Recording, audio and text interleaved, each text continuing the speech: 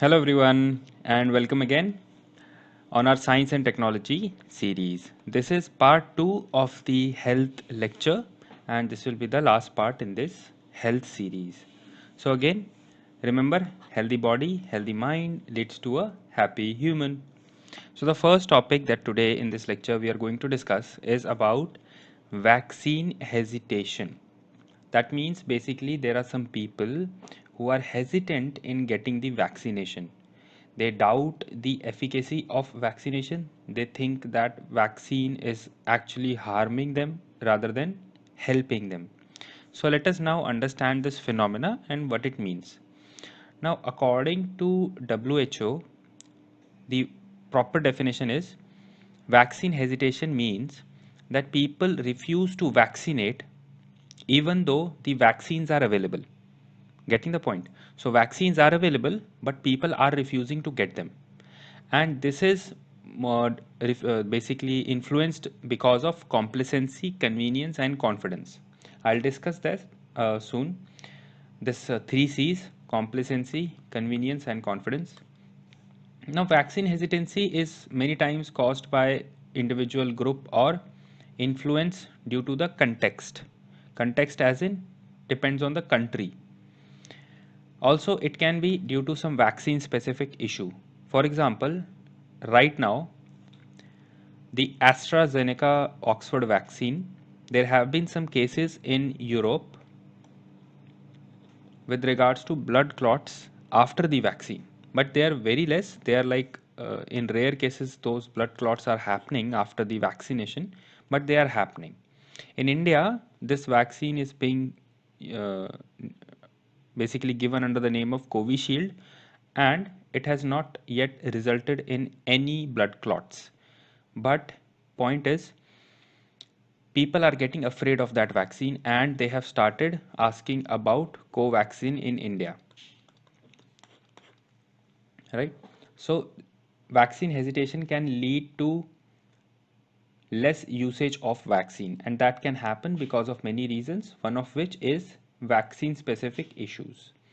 Now, vaccine hesitancy is a dangerous global trend, and this is not just in developing countries but also in developed countries. Countries like United States and Europe, they are also facing this issue.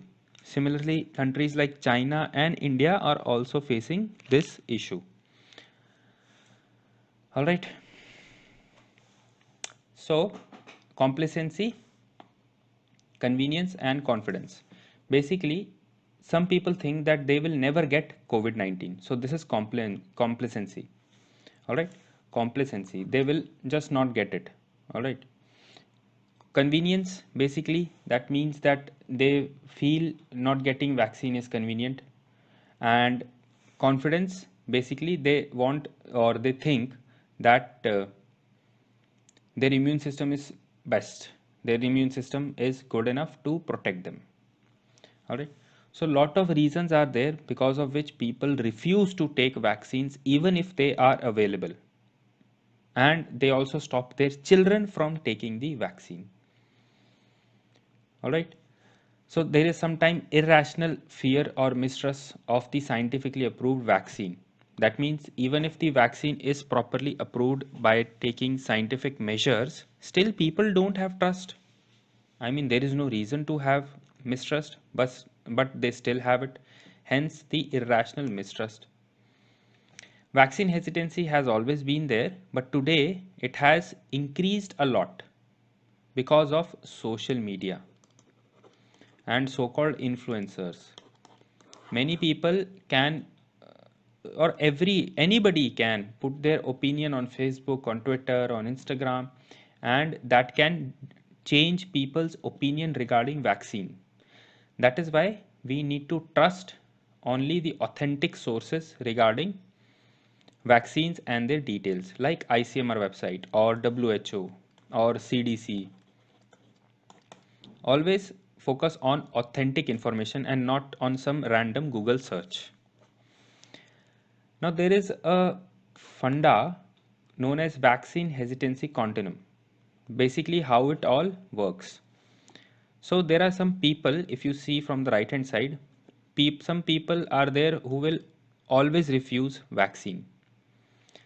In between you can see some people in orange. They will some of them will accept, some of them will delay, and some of them will totally refuse. So there are three type of people. One, where everybody refuses. Second, some people accept, some people delay it. Basically they want to see if vaccine is working, then they will take. Some people totally refuse. Finally, in the third stage or third type of people, in which everybody accepts it. The accepts what? The vaccination. So it goes from low demand to high demand, the vaccine. All right. So this is how it's a continuum, like it moves from low to high demand. Get it? So this is how people's behavior change. What else? Why it happens? Why is vaccine hesitancy a thing? Because many people in some countries like United States, people over there don't want their children to get vaccinated. They think vaccine could lead to ADHD. It's a attention deficiency hyperactivity disorder, and people are thinking that vaccine will lead to more or different type of problems. So basically there is a distrust among people towards the efficacy or the positive effect of vaccines. Also, people think that vaccines will lead to some adverse reaction in their children. Their genes might change, or some fear is there, which is irrational. Then there is also a religious factor in this. Many people, really, some people believe that they don't need to take medicine or vaccination, God will protect them. And that has all that has that has happened in India.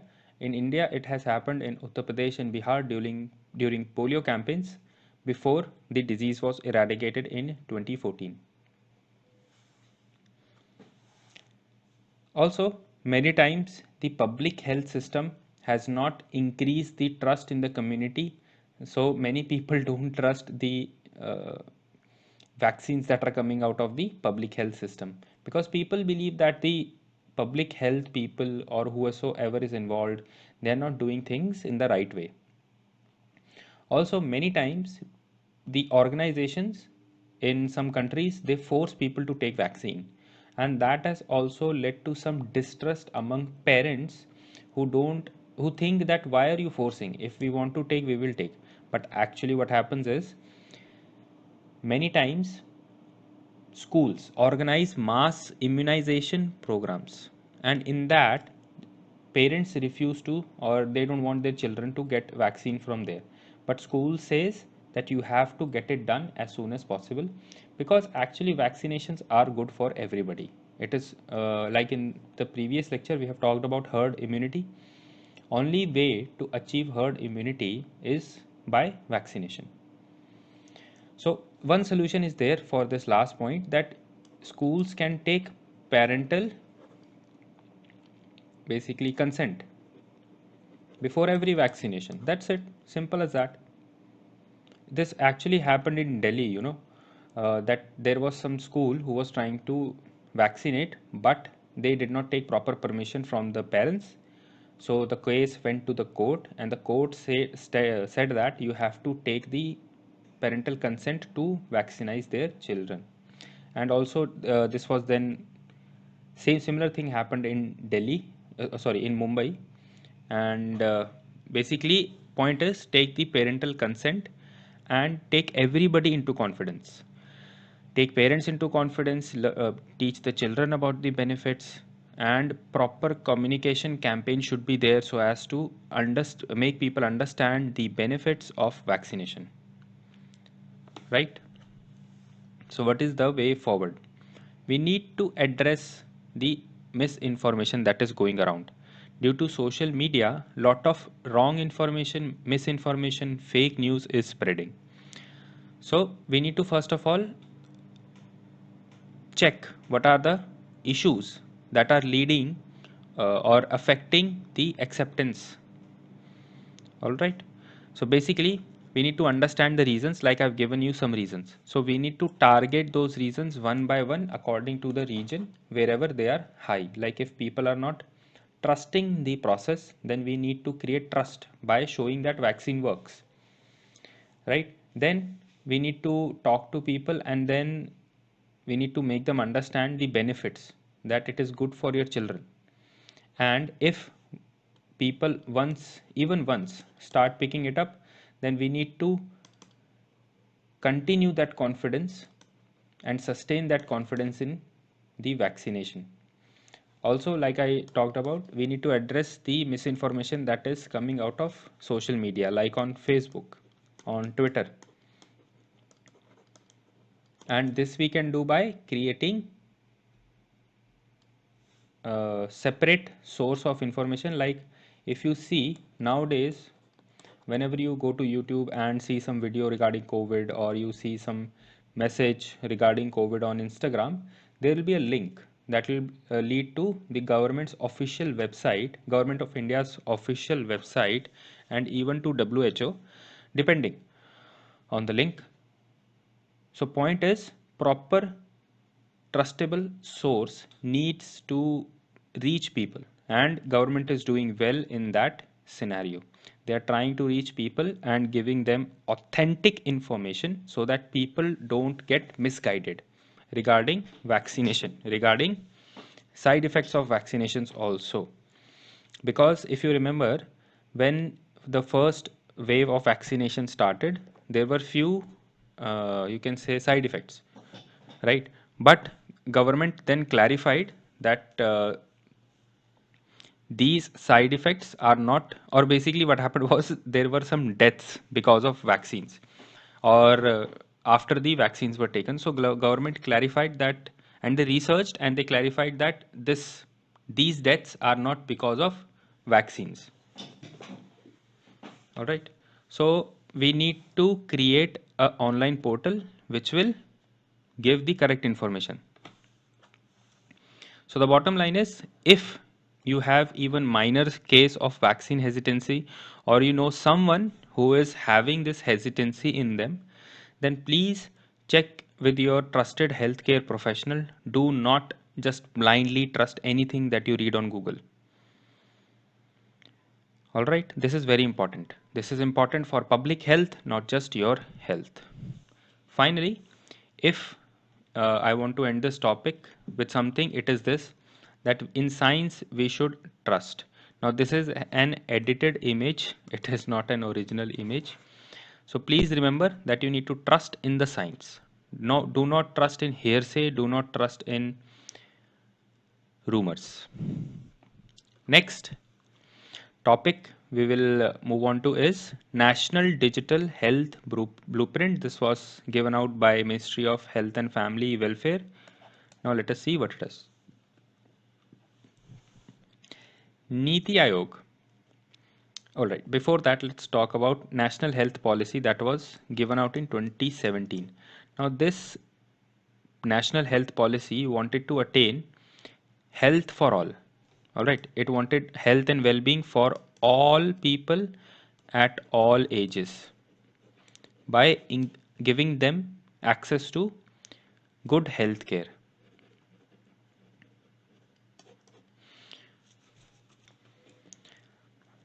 And there is also sustainable development goal with regards to national health. So Government of India has created a national digital health blueprint to achieve the goals outlined in national health policy and sustainable development goals. And Niti Aayog has worked on it. So Niti Aayog gave the idea of national health stack, all right, and this NDHB, National Digital Health Blueprint, is the document which will implement the national health stack. All right, so we have discussed about this point. What are the benefits of having a digital healthcare ecosystem? So the point is to have a digital healthcare ecosystem for the citizens. So I have divided these benefits in three parts: citizen level, service provider level, administration level. At the citizen level, what will be the benefit? Citizens will be able to access their health records in a faster way and also store them in a digital way, so that whenever they want, they don't have to carry all the files with them. They can just carry the password and then they can access the digital files online. Second point is continuum of care. That means all the continuum I have explained, it is basically a link from starting to ending. So here, information from primary, secondary, and tertiary healthcare will be available to your doctor. You don't have to give them all the history on your own. Everything will be stored. The attitude of the healthcare will shift from focus on illness to wellness, and it will drive down the cost of health protection in the future. Finally, cashless care will be there for financial protection to the poor, because 70% of the spending on medical expenses is out of pocket. That means they pay cash for it and not the insurance. So, insurance will take care of the future healthcare. The healthcare system is slowly moving towards insurance. Now let us see at the level of service providers. Now here, medical history of a person will help the practitioner to come at the proper cure and in a faster way. So point is, like I told, that whenever you visit a doctor, you give them your reports. But if the doctor already has all of your history, they don't need to do the test again. If you don't have the previous reports, they will do the test again. So this will lead to more spending from your side. And this will then increase trust and accountability. Trust, because the doctor will see that you are giving the original papers, and you will also feel accountable, or sorry, the doctor will also be accountable to you, because whatever they say will be recorded for the future. Everything will be digitized. What about the administration level? The third point, the center and the state government will have complete data which will be reliable, and this data will be used for policy analysis and policy making. Then one of the biggest thing is robust fraud detection. That means whenever some scheme is given to anybody, this digital healthcare ecosystem will monitor that, and this will lead to less leakages. Also, there will be convergence of scheme in this administration part. That means there are many schemes run by Government of India like Ayushman Bharat, Arogya Yojana. Also, there are schemes run in the state by the state government. So, the central and state governments will have a convergence. That means their schemes will be implemented together.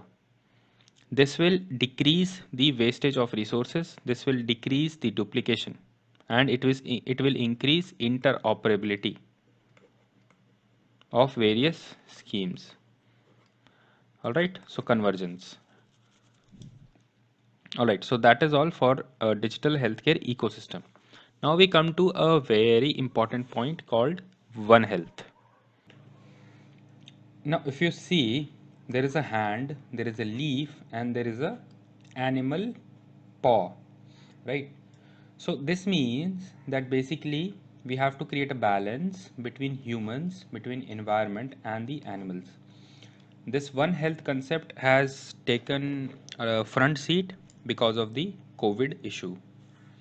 Now let us see what it means. So you have to take care of animal health, human health, and environment health together.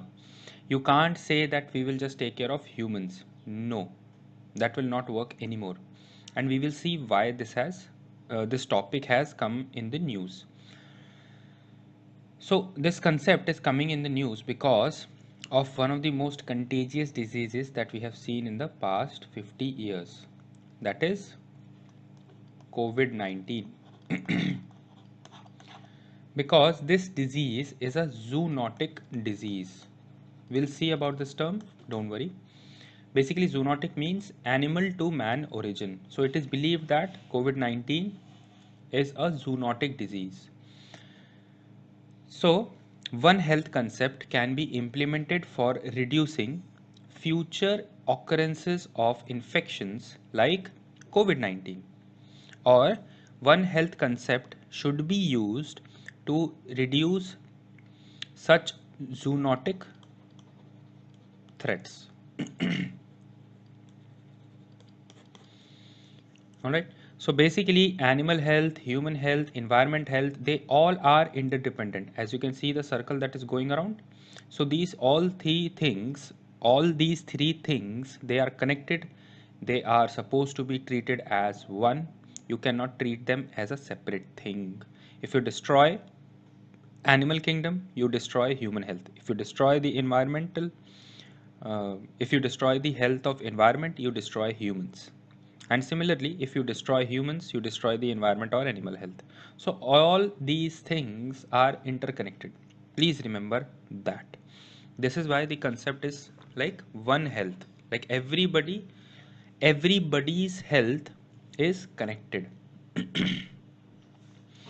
Now, this is a statement from the website of Central for Disease Control of USA.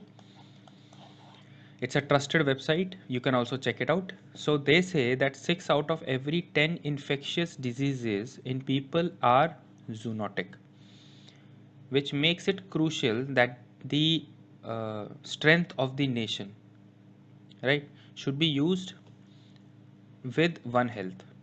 Now, One Health is very important because it recognizes the connection between people, animal, and plants. Why am I just reading this? Because I have already explained all this to you. So, experts in human, animal, and environmental health, they need to work together to achieve the best health outcomes for everybody, because now everything is linked. We will see what are zoonotic diseases and how they are connected. But we need to remember that all of things are now connected because of the globalization.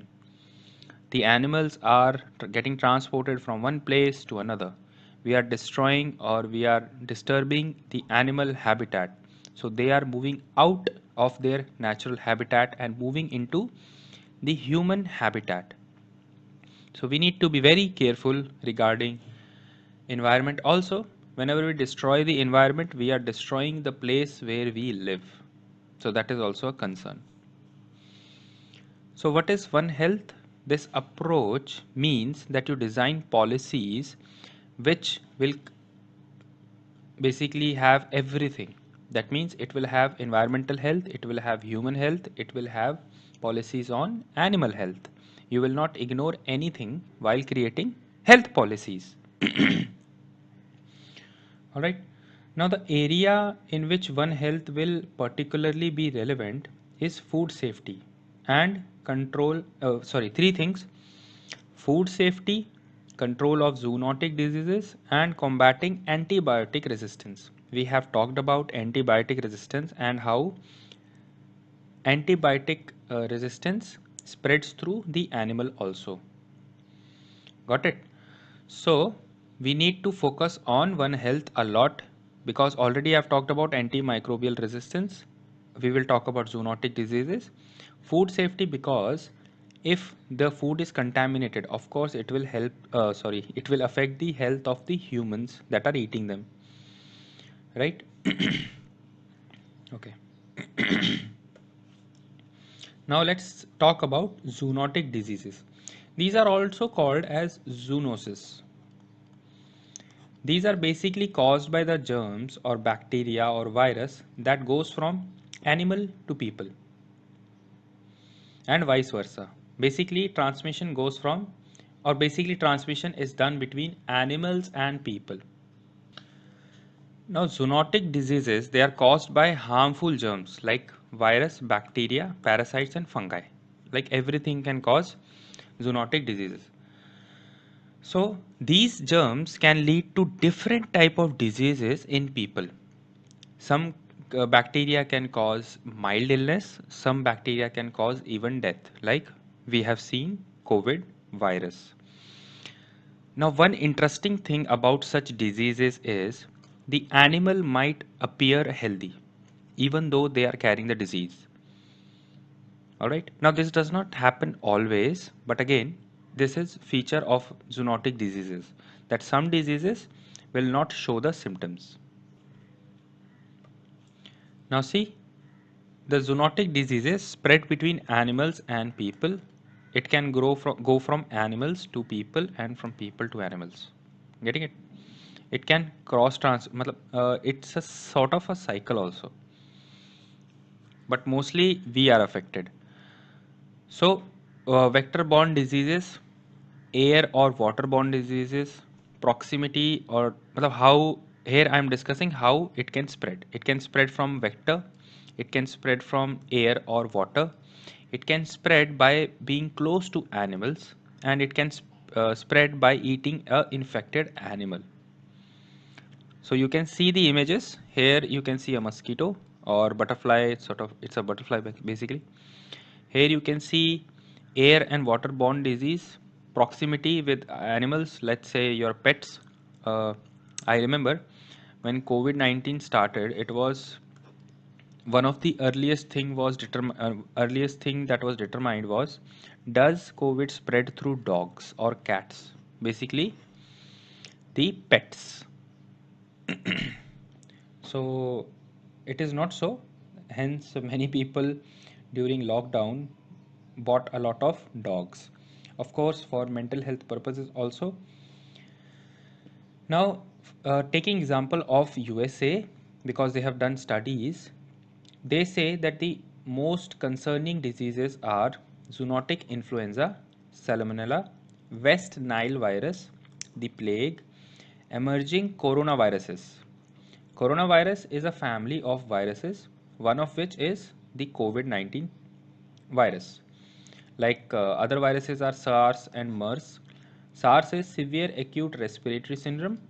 MERS is Middle East respiratory syndrome. Then rabies, you catch it from dogs. Brucellosis, then Lyme disease. So all these things are zoonotic diseases example. But why is there a rise in zoonotic outbreaks? Like I said, humans are slowly destroying the habitat of animals. If you are a movie buff, I would like to tell you to watch Contagion. This is a movie, I think it was released in 2011. This movie basically mimics what is happening right now. This movie shows what is happening right now.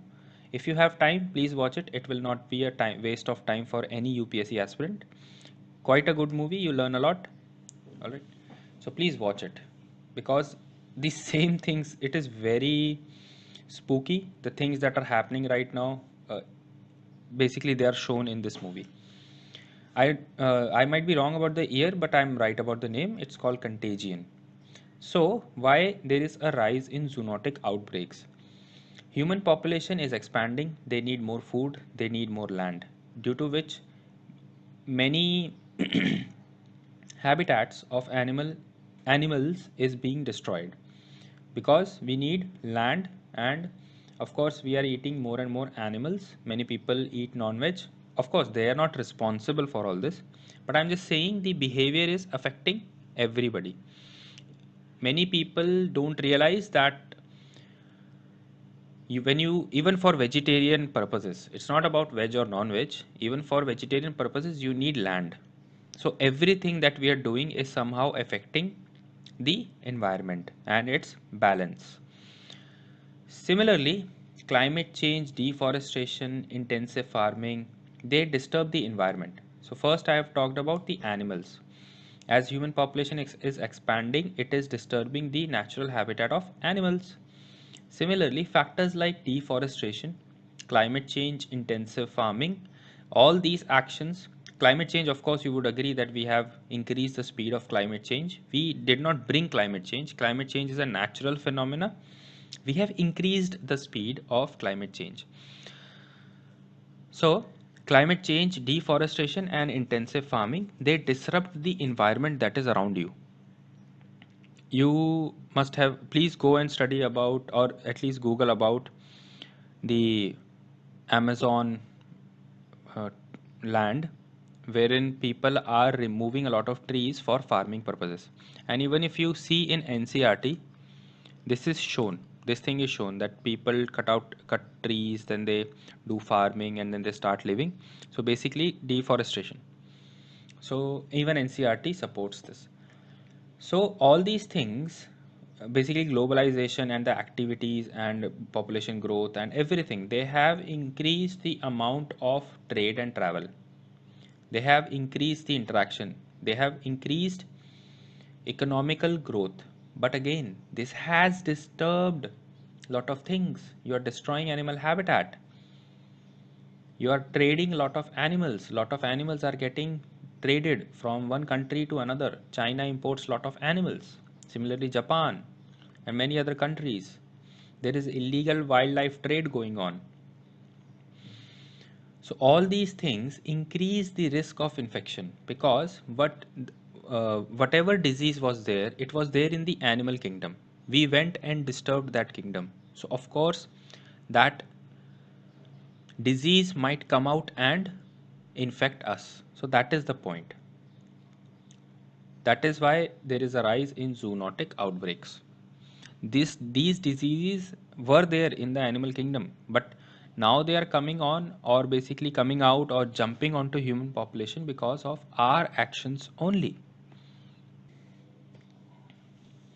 Now let us come back to One Health. So what is the need and significance of this topic, One Health? Risk of disease. So as I've talked that human populations are growing, expanding, they want more food, we are getting closer to wildlife more and more. We are increasing the number of domestic animals, right? Like I told that during COVID-19, a lot of people bought a lot of dogs. This is just my observation, and after talking with few friends, so many people have increased the amounts of pets. So close contact with environment is increasing. Sorry, close contact with animal and their environment is increasing. So risk of disease is increasing. All right. Coming to next point, climate change. Like I've told that we have accelerated the climate change, although the earth has experienced climate change before, but practices like deforestation, intensive farming, we are disrupting the natural environment by our greed, basically. And earth recycles everything, almost everything. Of course it cannot recycle plastic, but earth recycles every natural thing, but we are destroying that. A lot of things that we have introduced have changed the earth forever, so due to which climate change also has accelerated, and the effect will be more because we have already disturbed a lot of animal kingdom. Then coming to the third point, which is global movement. That means basically globalization, and because of which there is a lot of movement of people, animal products from one country to another. Hence, diseases can spread quickly from one country to another. Like in COVID also, it spread to our country via flights, or we can say because of flights, because it originated in China, it did not originate in India. So of course the virus came to India due to globalization only. And like everything has a positive and negative, every tool has a positive and negative. Similarly, globalization and the movement of people is also having its negative effects. So, airlines become a perfect carrier for some diseases, especially as seen in the case of COVID-19. So, what about well coordinated approach? Basically, the significance of One Health. One thing that I have showed you already in antimicrobial resistance, that drug resistance can be passed on from animals and humans. I have already discussed this. So we can contain that. But for all these things, we need a well coordinated approach in humans and in animals. Of course, animals cannot do it. We have to do it. We have to take care of all these things. uh, I think 1 or 2 years ago, we lost a important species of rhino in South Africa or somewhere. So that was also a very big grave event. We lost a important species. We are losing lot of species day by day, and every species has some part to play in some of the ecosystem, right? So considering all these three things, we need a well coordinated approach, well coordinated international approach that will help us in improving our own future, because it's about us. It's even if some people don't agree with it, that we need to take care of animals, I would tell them that think about yourself, think about your children. So what is the conclusion? See, developing countries like India, they have more risk. So they need to focus on One Health more and more, because our population is increasing. We are creating more land for agriculture. So we are disturbing things more, right? Similarly, we need to create a lot of research in veterinary, basically animal related products, or we need to create such guidelines, such rules, such research facilities in which there will be veterinary research. That means we can research on how to stop all this transmission. And finally, this is basically way forward. One thing which I would like to tell you, if we delay all this, if we delay our steps, if we delay doing something about this, it will lead to new communicable diseases. That means there might be something again like COVID 19. It is a very dangerous situation. So we need to work together as much as possible. Countries need to realize, and even maybe some platform like UN, WHO can be used to create awareness about this situation. Now let us see something very different, like how epidemics have impacted the world. So epidemics are basically a burden on society. They are burden on the economy, they are burden on the health infrastructure, they are a burden on social, basically the society in, as you can say, society at large. Then of course it affects the development. So there has been a report which was released by Intergovernmental Science Platform, Intergovernmental Intergovernmental Science Platform, all right, or Science Policy Platform on Biodiversity and Ecosystem. So IPBES, Intergovernmental Science Policy Platform on Biodiversity and Ecosystem. So they have released a report in which they warn about future pandemics that can happen in the future. And will they emerge frequently or slowly? Will they be deadly like, or less deadly than COVID-19, or more deadly than COVID-19? So this report by IPBES, it tells that unless significant measures are taken, epidemics, pandemics will happen in the future, which will kill more and have more devastating effect on the economies. Just imagine right now, people who had savings, those savings were wiped out in the year 2020. Now, if another lockdown happens or another epidemic is suddenly created or spread, right? Then just imagine the havoc it will create on the life of normal citizens, on people who are not that wealthy or don't have any more savings. Recently, in the news, it was shown that many people have slipped into poverty due to COVID 19. Many people who were in the lower middle class and middle class, they have slipped from their respective economic statuses. Now, IPBES is an independent intergovernmental body established by the United Nations in 2012. That is why we are studying about this report. Now, if we discuss about the past epidemics, 56 million were killed by smallpox in 1520. 40 to 50 million were killed by Spanish flu in 1 year, 1918 to 1919. COVID 19 has affected 1.18 million people. This was the data on October 30, 2020, when the report came out. Then MERS, SARS, we have talked about these. These are basically from coronavirus family. Then Ebola, swine flu, all right, and this is the COVID-19. So basically, this is a separate diagram, and this is the comparison of the effect of the number of people that were infected. You can see how small these circles are. Swine flu, then you can see the COVID-19. It is quite big, but not as big as smallpox or Spanish flu. Okay. So let's talk about COVID-19. COVID-19 is at least the sixth pandemic that has taken place since Spanish influenza or Spanish pandemic of 1918.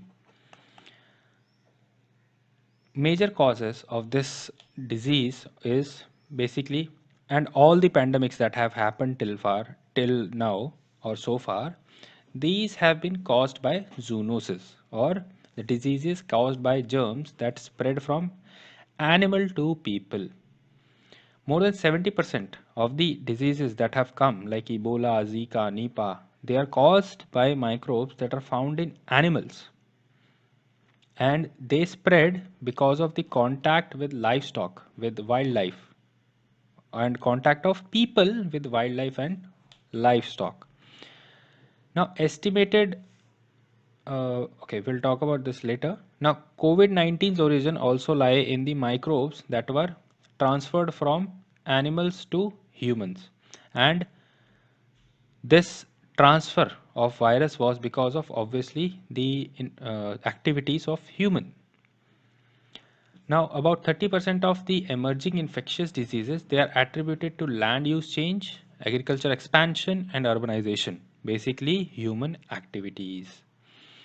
Now, here I would like to discuss a fact that estimated value of the international legal wildlife trade, international legal wildlife trade, its value in 2019 was $107 billion,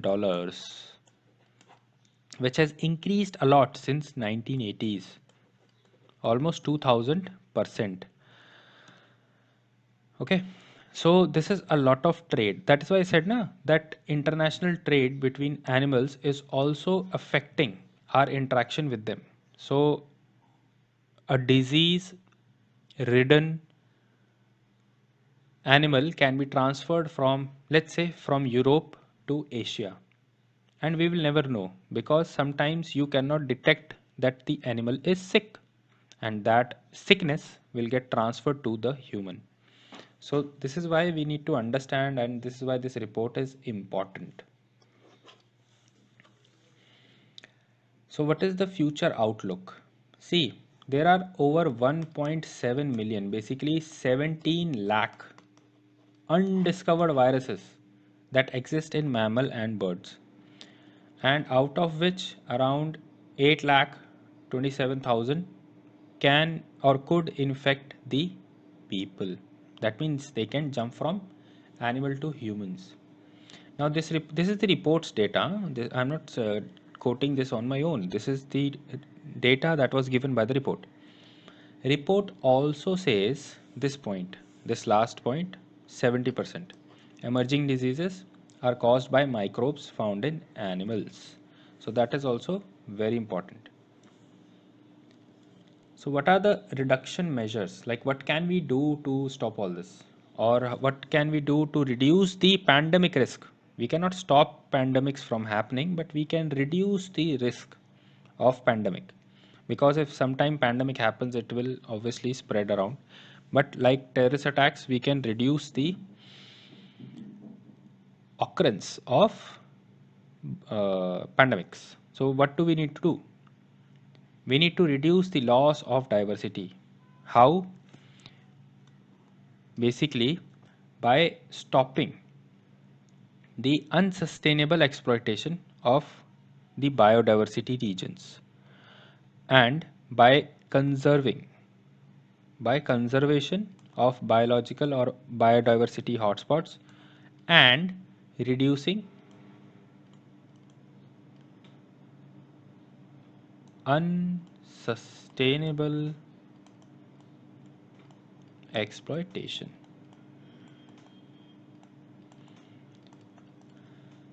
Then we need to reduce the contact between wildlife, livestock, and humans, hence preventing the spread of new diseases. Also, there are obviously some people who will interact because it's their work, so we need to protect them.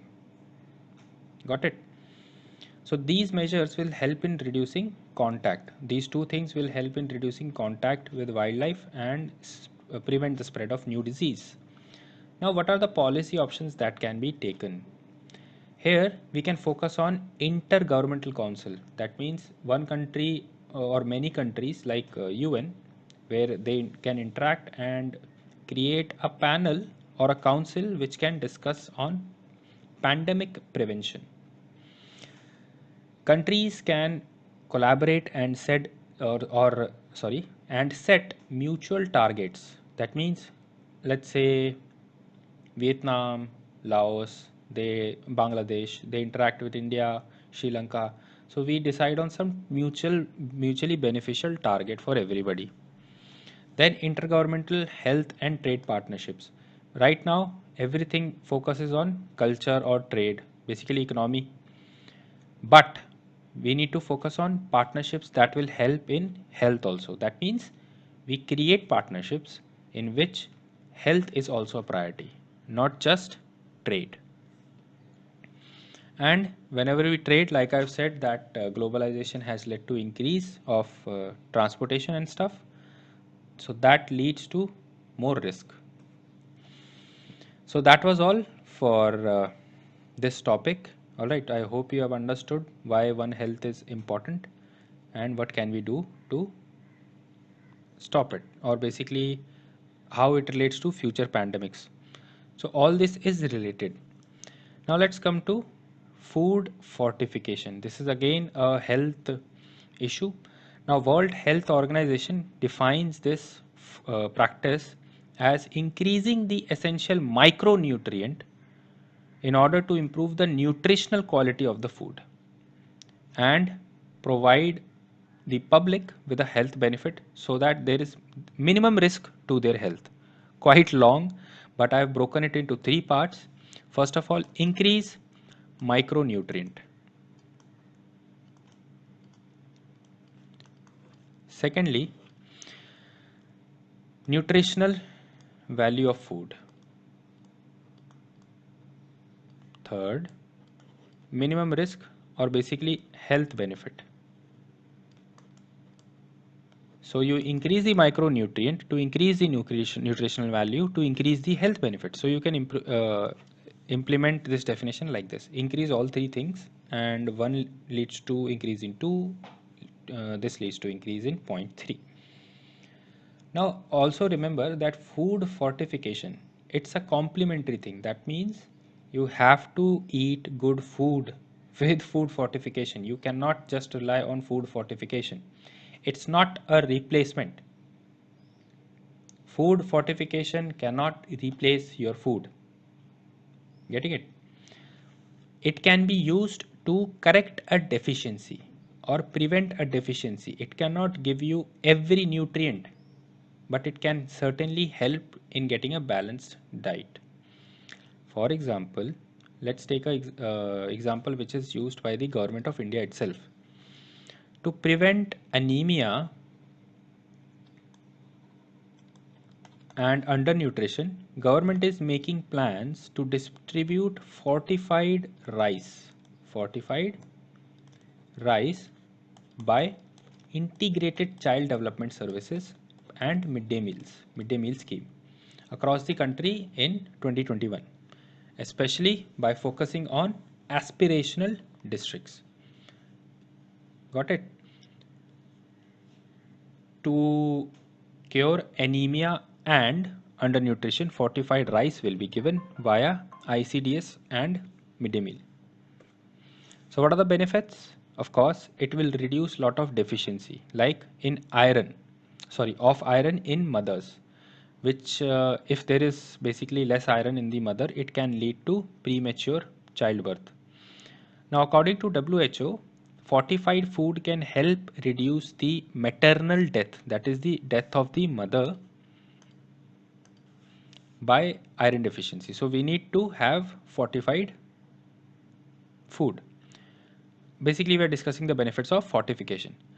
Fortification also helps child grow efficiently by providing them micronutrients like vitamin A and folic acids. So fortification mostly helps on micronutrients. Now zinc fortified food can reduce the child death rate also.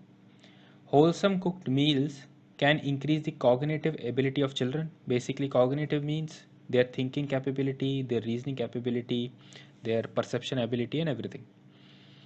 So, what is the conclusion over here? Nutritional food is imperative, it is necessary for a wholesome growth of the population, which can later increase the production. In this way, we can use food fortification as a greatest tool to exploit the potential of demographic dividend. See how I connected this to demographic dividend. All right. So what are the rules in the Indian scenario? In October 2016, Food Safety and Standards Authority of India, they have launched the Food Safety Standards Regulation in which fortifying is included. That means you can fortify wheat flour and rice with iron, vitamin B12, folic acid. You can fortify milk and edible oil with vitamin A and D. You can fortify salt with iodine and iron. Got it? So all these you can see these are micronutrients, vitamins, right? Iodine and metals.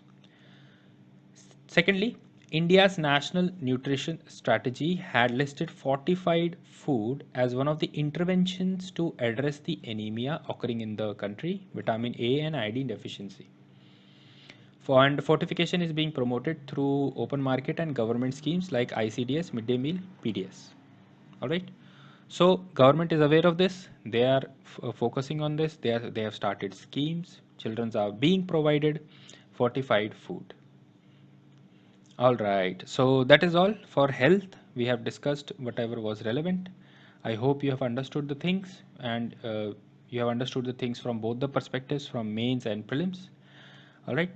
So that is all for this lecture.